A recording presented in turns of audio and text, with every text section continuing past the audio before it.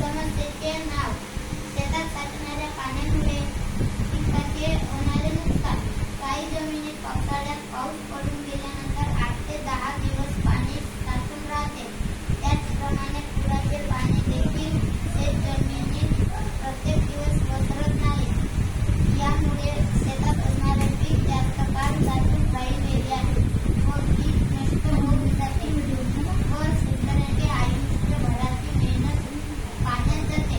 ही समस्या अनेक शेतकऱ्यांच्या बाबतीत घडत आहे. यामुळे शेताच्या उत्पादनात व शेतकऱ्यांच्या उत्पादनात मोठी घट होता दिसून येत आहे.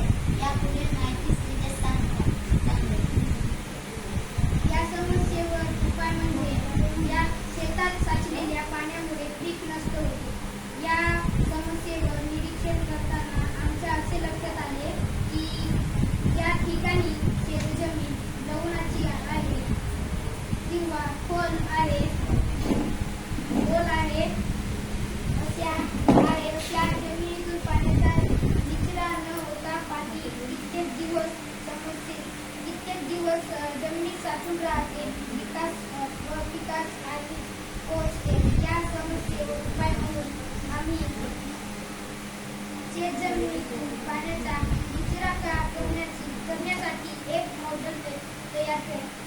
वॉटर स्टार प्रोजेक्टचे हे एक मॉडेल तयार केले आहे.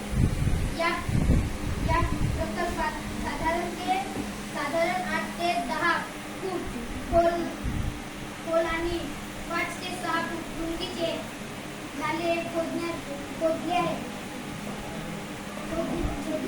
यानंतरची माहिती द्या. यापैकी नाला आपल्या शेताजवळच्या नदी किंवा ओढ्यापर्यंत खोदत न्यायचा आहे. या खोदलेल्या सर्व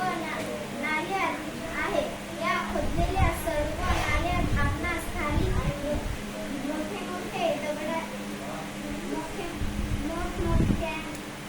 मोठमोठ्या आकाराची दगड भरायची आहे व या दगडांच्या वर 1 ते 2 फूट जाडीचा वाळूचा थर भरायचा आहे.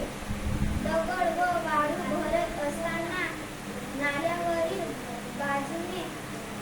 बाजूने जवळपास 3 ते 4 फूट रिकामा ठेवायचा आहे.